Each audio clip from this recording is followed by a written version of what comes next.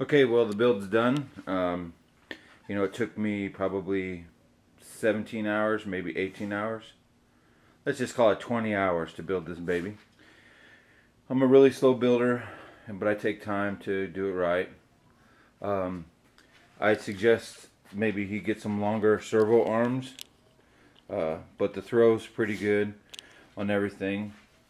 I'm not a big fan of the Deans that he has. He likes Deans connectors.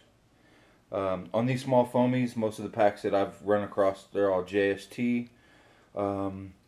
Typically the Deans packs are always heavier, so I haven't cut the battery slot. Typically I cut a battery slot, like a rectangular slot here, and press fit the battery. So I run this underneath, but I haven't determined the battery location, and for him to do that on his own, the 3D Nader.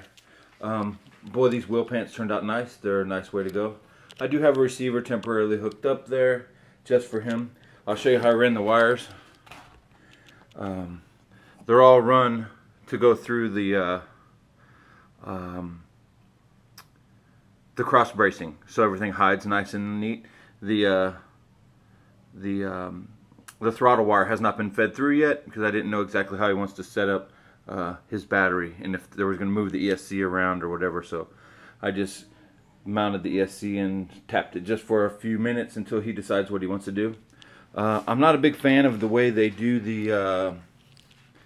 the control arm adjustment pieces.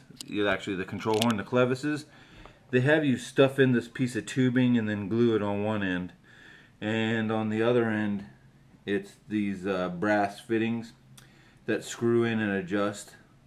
I like the one that they did on the MSX, which is just a little aluminum tubing that sends the rod through, and you clamp it down and trim it off at the end. It's a lot faster, and it's a cleaner install, less CA, less parts.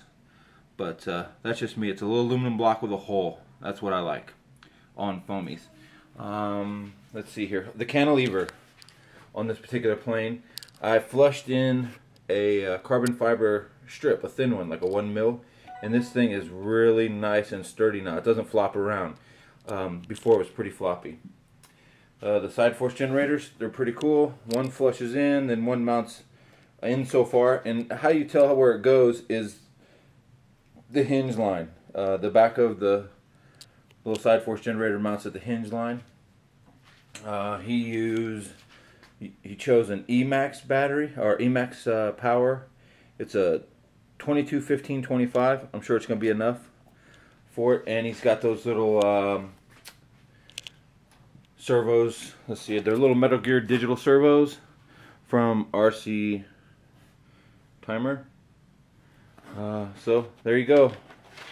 Hope he likes it. It's a lot of time, a lot of effort to build one of these babies. Let me get it in focus again for you. Like I said, when I build something, I try to build it right, and I hope he has a lot of hours of enjoyment with it. Sorry about the bad camera work, guys. I'm on a little manual focus point and shoot. So, that's it. Y'all take care now.